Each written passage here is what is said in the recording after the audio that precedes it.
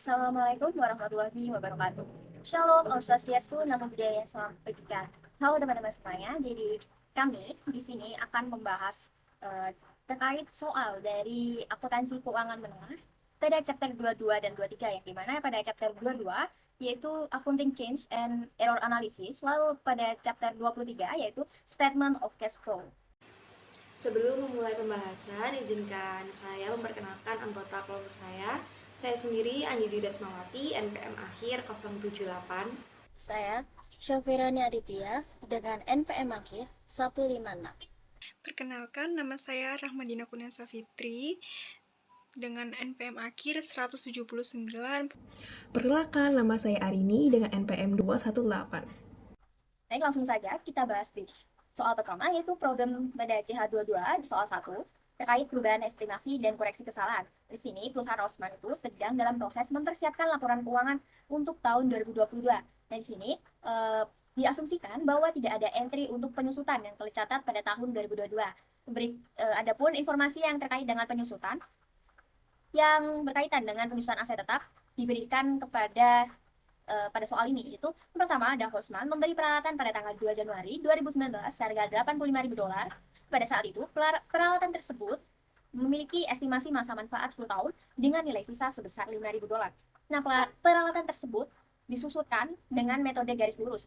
Pada tanggal 2 Januari 2022, sebagai hasil dari informasi tambahan, perusahaan menetapkan bahwa peralatan tersebut memiliki nilai sisa umur manfaat selama 4 tahun dengan nilai residu sebesar $3.000.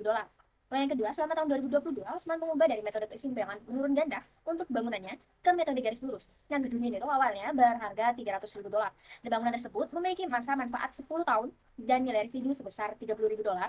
Nah, perhitungannya sendiri menyajikan penyusutan atas kedua basis untuk tahun 2020 dan 2021 dari metode garis lurus dan saldo menurun, di mana metode garis lurus tahun 2021 yaitu 27.000 dan 2020 yaitu 27.000. Lalu dengan metode saldo menurun, basis saldo menurun pada 2021 yaitu 48.000 dan untuk tahun 2020 yaitu 60.000. Nomor 3, yaitu Osman membeli mesin pada tanggal 1 Juli 2020 dengan harga $120.000. Nah, mesin tersebut memiliki nilai residu sebesar $16.000 dan masa manfaatnya yaitu 8 tahun. Nah, pemegang buku Osman mencatat penyusutan garis lurus pada tahun 2020 dan 2021, tapi tidak mempertimbangkan nilai residunya. Nah, di sini kita disuruh untuk menyiapkan entry jurnal untuk mencatat beban penyusutan untuk tahun 2022 dan memperbaiki kesalahan yang dibuat dengan informasi yang diberikan.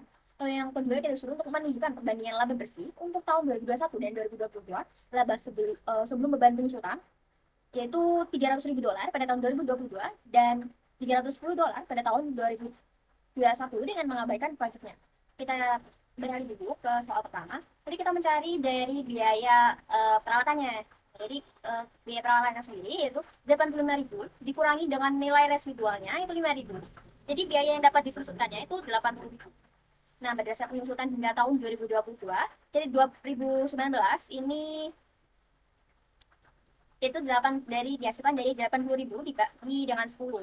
Lalu yaitu masa manfaat yang sebelumnya. Jadi 2020, 2021 mengikuti tahun perhitungan sebelumnya.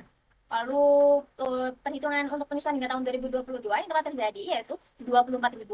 Nah, lalu penyusutan di tahun 2022 terkait biaya peralatannya sendiri kan 85.000. Terus penyusutan hingga tahun 2022 yaitu 24.000, nilai bukunya menjadi 61.000. Lalu dikurangi dengan nilai residualnya yaitu 3.000. Lalu menjadi biaya yang disusutkannya 58.000. Menghitung depresiasi pada tahun 2022 yaitu 58.000 dibagi dengan 4, karena perusahaan hanya menetapkan masa manfaat 4 tahun. Jadi hasilnya adalah 14.500. Lalu selanjutnya biaya pada bangunannya yaitu 300.000 dikurangi dengan depresiasi hingga tahun 2022 yaitu nilai bukunya tersisa 192.000 dikurangi dengan nilai residual 30.000. Jadi biaya yang disusutkan adalah 162.000 hingga tahun 2000 untuk biaya yang disusutkan. Lalu depresiasi di tahun 2022 yaitu 162.000 dibagi dengan 8, karena 8 itu dapat dari sisa manfaat pada tahun 2022. Lalu yang ketiga, terkait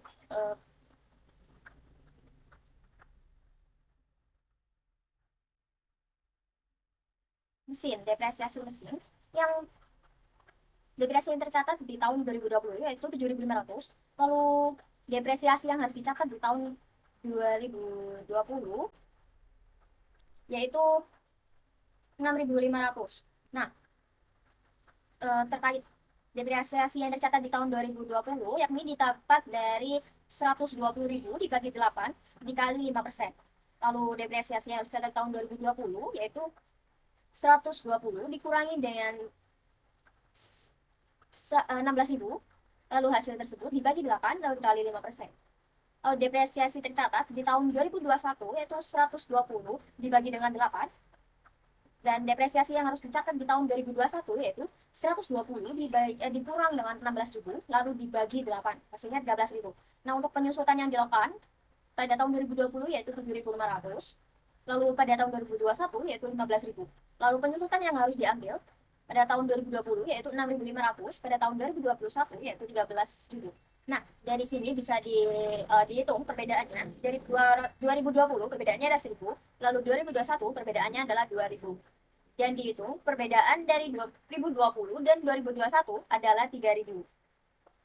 Dan untuk jurnalnya sendiri, pada peralatannya adalah beban depresiasi pada akumulasi depresiasi peralatan sebesar 14.500. Lalu untuk depresiasi dari bangunan sendiri, yaitu beban depresiasi pada akumulasi depresiasi bangunan sejumlah 20.250. Dan lalu untuk depresiasi mesin, nah beban depresiasi mesin ini yaitu beban depresiasi pada akumulasi depresiasi mesin sebesar 13.000 dan juga akumulasi depresiasi mesin pada laba tahan sebesar 3.000 yang didapat dari perbedaan jumlah nominal pada tahun 2021 dan 2022. Kedua, yaitu terkait koperasi income statement-nya, itu pada tahun 2022 income before pendapatan sebelum beban depresiasi adalah 300.000 dan 2021 adalah 310.000. Nah, beban depresiasi pada 2022 adalah 47.750 dan pada tahun 2021 adalah 69.000. Dan untuk net income-nya sendiri pada tahun 2022 yaitu 250. Dan pada 2021 yaitu 241.000. Nah, beban depresiasinya sendiri didapat dari beban depresiasi peralatan pada tahun 2022 sebesar 14.500, pada tahun 2021 sebesar 8.000. Lalu untuk bangunannya sendiri pada tahun 2022 sebesar 20.250 dan untuk tahun 2021 sebesar 48.000. Nah, untuk mesinnya 13.000, lalu dan juga 13.000 masih tetap sama. Lalu penjumlahannya pada tahun 2022 yaitu 47.750 dan untuk tahun 2021 yaitu 69.000. Oke, kita masuk ke soal yang pertama mengenai nomor 22 mengenai pemeriksaan laporan keuangan perusahaan Zarle yang berakhir pada tanggal 31 Desember 2022. Nah, soal yang pertama menyebutkan penyusutan sebesar $3.200 untuk tahun 2022 pada kendaraan pengiriman tidak dicatat. 2. Penghitungan inventaris fisik pada tanggal 31 Desember 2021 secara tidak tepat mengecualikan barang dagangan seharga 19.000 yang telah disimpan sementara di gudang umum. Nah, PT ini menggunakan sistem inventaris periodik. 3. Penagihan sebesar 5.600 secara kredit dari pelanggan yang diterima pada tanggal 31 Desember 2022 dan tidak dicatat hingga tanggal 2 Januari 2023. 4. Tahun 2022, perusahaan itu menjual peralatan yang disusutkan penuh seharga $3.700 yang awalnya itu $25.000. Perusahaan mengkredit hasil penjualan ke akun peralatan. 5. Selama bulan November 2022, perusahaan pesaing mengajukan gugatan pelanggaran paten terhadap Zarle dengan tuntutan ganti rugi sebesar $220.000. Penasihat hukum mengindikasikan bahwa putusan yang tidak menguntungkan mungkin terjadi dan estimasi wajar dari putusan pengadilan kepada pesaing adalah $125.000. Nah, perusahaan ini belum mencerminkan atau mengungkapkan situasi ini dalam laporan keuangan. 6. Zarle memiliki portofolio investasi yang dikelolanya untuk mendapatkan keuntungan dari perubahan harga jangka pendek. Tidak ada entry yang dibuat untuk menyesuaikan dengan nilai wajar. Informasi tentang biaya dan nilai wajar adalah berikut. Biaya yang pertama, pada tanggal 31 Desember 2021 senilai 95.000, nilai wajarnya 95.000. Yang kedua, 31 Desember 2022 biayanya sebesar 84.000 tetapi nilai wajarnya 82.000. 7. Pada tanggal 31 Desember 2022, informasi pengajian menunjukkan gaji dan upah yang harus dibayar sebesar 12.200. Akun gaji dan upah yang harus dibayar memiliki saldo sebesar 16.000 tanggal 31 Desember 2022. 8. Peralatan besar dibeli pada tanggal 3 Januari 2022 seharga 40.000 dan dibebankan pada beban perawatan dan perbaikan. 5. Peralatan tersebut diperkirakan memiliki masa pakai 8 tahun dan tidak memiliki nilai sisa. Perusahaan ini menggunakan metode penyusutan garis lurus untuk jenis peralatan. 9. Premi asuransi sebesar 12.000 dibayarkan tanggal 1 Juli 2021. Untuk polis yang berakhir pada tanggal 30 Juni 2024 dibebankan ke asuransi pengeluaran. 10. Sebuah merek dagang diakuisisi pada awal tahun 2021 seharga 50.000. Tidak ada amortisasi yang dicatat sejak akuisisi tersebut. Periode amortisasi maksimum yang diizinkan. Selanjutnya kita akan beralih ke jawabannya. Yang nomor 1, karena dia melakukan penyusutan, maka jurnalnya adalah beban depresiasi pada akumulasi depresiasi sebesar 3.200. Lalu yang kedua, cost of goods sold pada return earning sebesar 19.000. Lalu yang ketiga, karena terjadi penagihan pelanggan, maka jurnalnya adalah kas pada piutang sebesar 5.600. Nomor 4, keterangannya karena perusahaan menjual peralatan yang disusutkan sebesar 3.700, maka jurnalnya adalah akumulasi depresiasi 25.000 pada peralatan itu sebesar 21.300 dan harga yang tersisa sebesar 3.700. Lalu jurnal yang kelima, karena adanya gugatan, maka jurnalnya estimate litigation loss pada estimate litigation sale sebesar 125.000. Lalu nomor 6, jurnalnya adalah unrealized holding gain or loss income pada securities fair value adjustment sebesar 2.000.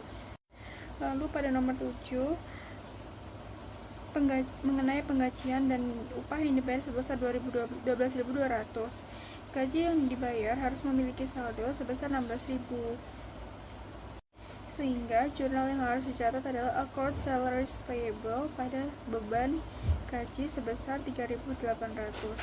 Lalu yang ke-8, jurnalnya adalah depreciation expense atau beban depresiasi 5.000 dan equipment sebesar 40.000 pada beban perbaikan sebesar 40.000 dan akumulasi depresiasi untuk peralatan itu sebesar 5.000. Lalu nomor 9, jurnalnya adalah karena dia membayar premi asuransi sebesar 12.000, maka jurnalnya insurance expense atau beban asuransi pada insuransi dibayar di muka.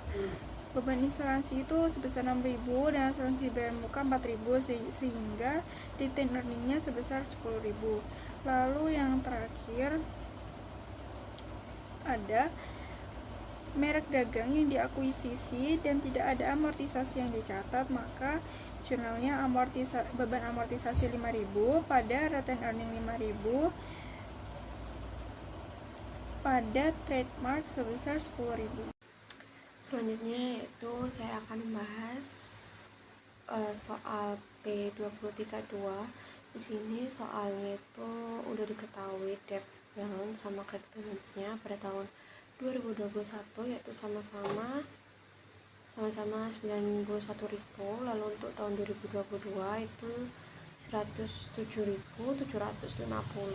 Tahun 2022 ini ada data tambahan. Yang pertama ada peralatan yang harganya 11.000 dan disusutkan sebesar 40% pada saat penjualannya dijual dengan harga 2.500. Yang kedua, 10.000 dari wesel jangka panjang dibayarkan dengan menerbitkan saham biasa. Yang ketiga, dividen tunai yang dibayarkan sebesar 5.000. Yang keempat, pada tanggal 1 Januari 2022, bangunan tersebut hancur total akibat banjir, maka hasil asuransi atas bangunan tersebut adalah 32.000. Yang kelima, investasi ekuitas dijual pada harga 1.700 di atas biayanya. Yang keenam, uang tunai dibayarkan untuk perolehan peralatan. Yang ketujuh, nota jangka panjang sebesar 16.000 diterbitkan untuk akuisisi peralatan. Yang ke-8, bunga sebesar 2.000 dan pajak penghasilan sebesar 6.500 dibayarkan secara tunai. Pertanyaannya yaitu diminta untuk membuat laporan arus kas tidak langsung. Nah, di jawaban kali ini seperti contoh pada gambar sebelah kiri ini ada laporan arus kas tidak langsung.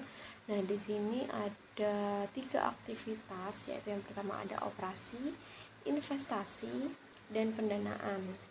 Nah, di arus kas aktivitas operasi yang pertama adalah laba bersih. Nah, laba bersih kan belum diketahui di soal itu tadi, maka kita harus menghitung kembali laba bersihnya kita mendapatkan berapa. Maka untuk perhitungannya ada gambar di sebelah kanan. Cara mengetahui laba bersih yaitu saldo laba akhir tahun dikurangi dengan saldo laba awal tahun. Nah, di akhir tahun pada tahun 2022 yaitu sebesar 20.750 dikurangi dengan saldo laba awal tahun 2021 yaitu 6.000 dikurangi maka hasilnya 14.750. Maka sudah ketemu hasil laba bersihnya yaitu 14.750. Selanjutnya penyesuaian untuk merekonsiliasi laba bersih menjadi kas bersih. Di sini ada kerugian penjualan. Nah, kerugian penjualan belum diketahui di bagian soal tadi, maka kita harus menghitung ulang kembali kerugian penjualan yang diperhitungkan yaitu harga perolehan peralatan yaitu 11.000 terkait data tambahan tahun 2022. Lalu akumulasi penyusutan itu diketahui 40%. Maka hasilnya 40% dikali 11.000 hasilnya 4.400 lalu dikurangi dengan 11.000. Hasilnya 6.600 dengan nilai buku peralatan. Lalu diketahui juga hasil penjualannya di data tambahan tahun 2022 yaitu 2.500. Maka dikurangi 6.600 dikurangi dengan 2.500, hasil kerugian penjualan yaitu 4.100. Keuntungan dari kerusakan akibat banjir yaitu minus 8.250 dari 29.750 dikurangi dengan 6.000. Selanjutnya beban penyusutan. Nah, beban penyusutan ini tidak diketahui di bagian soal, maka kita juga harus menghitung kembali. Di bagian yang C udah dikasih stabilo sesuai dengan angkanya. Di sini akumulasi penyusutan peralatan yang dijual yaitu 4.400 dari perhitungan akumulasi penyusutan yang tadi dikurangi dengan penurunan akumulasi penyusutan yaitu 2.500. Maka jika dikurangi hasilnya yaitu 1.900 untuk beban penyusutan. Amortisasi paten ini hasilnya 1.250 dari 6.250 dikurangi dengan 5.000. Lalu untuk keuntungan dari penjualan investasi yaitu 1.700 karena mengalami keuntungan dari penjualan ya berarti kita mendapatkan uang gitu karena kita menjual investasi.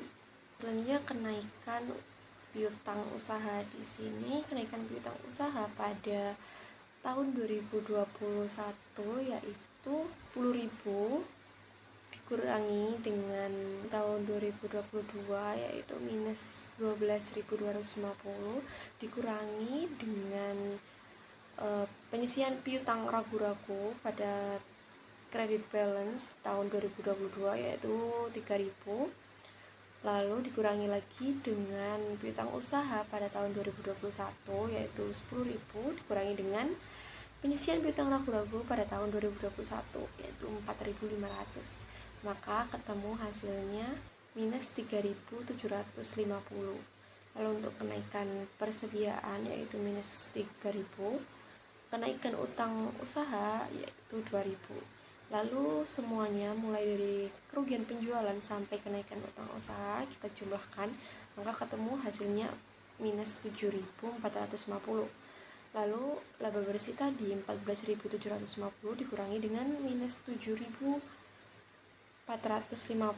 maka hasilnya 7.300 kas bersih yang diperoleh dari aktivitas operasi. Hitung arus kas dari aktivitas investasi. Di sini ada penjualan investasi sebesar 4.700 dari penjumlahan 3.000 dan 1.700. Nah, 1.700 ini dari data tambahan yaitu investasi ekuitas dijual pada harga 1.700. Lalu untuk 3.000 ini bisa dilihat debt balance-nya, yaitu investasinya pada tahun 2021 senilai 3.000. Jadi dijumlahkan 3.000 ditambah 1.700 maka hasilnya 4.700.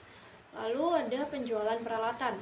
Di sini penjualan peralatan juga diketahui di soal data tambahan tahun 2022, yaitu dijual seharga 2.500. Lalu untuk pembelian peralatan di sini minus 20.000 karena di soal tidak diketahui, maka kita mencari ulang pembelian peralatan. Nah, di gambar kanan itu bagian D itu sudah saya kasih stabilo ya. Di situ ada saldo, kita menghitung saldo peralatan awal yaitu senilai 20.000. Untuk harga pokok penjualan peralatan tadi 11.000 ya. Jadi 20.000 dikurangi dengan 11.000 hasilnya 9.000 untuk sisa saldonya. Lalu pembelian peralatan dengan catatan utang yaitu 16.000. Lalu kita tambahkan 9.000 ditambah 16.000. Jadi saldo setelah disesuaikan sebesar 25.000. Lalu saldo peralatan akhir. Nah, di sini saldo peralatan akhir pada tahun 2022 di bagian debt balance yaitu senilai 45.000. Maka 25.000 dikurangi dengan 45.000 hasilnya 20.000. Karena pembelian peralatan berarti kita mengeluarkan uang untuk membeli peralatan tersebut, maka mengalami penurunan. Jadi hasilnya minus 20.000. Lalu untuk hasil dari kerusakan bangunan akibat banjir itu 32.000. Sudah diketahui di data terkait tahun tambahan 2022. Lalu semuanya dijumlahkan, hasilnya 19.200 untuk kas bersih yang diperoleh dari aktivitas investasi. Selanjutnya arus kas dari aktivitas pendanaan. Di sini ada pembayaran dividen. Itu bisa kita lihat dividen pada credit balance pada tahun 2021 yaitu 5.000, sedangkan tahun 2022 yaitu 0, maka mengalami penurunan. Jadi kita masukkan minus 5.000. Lalu pembayaran wesel bayar jangka pendek.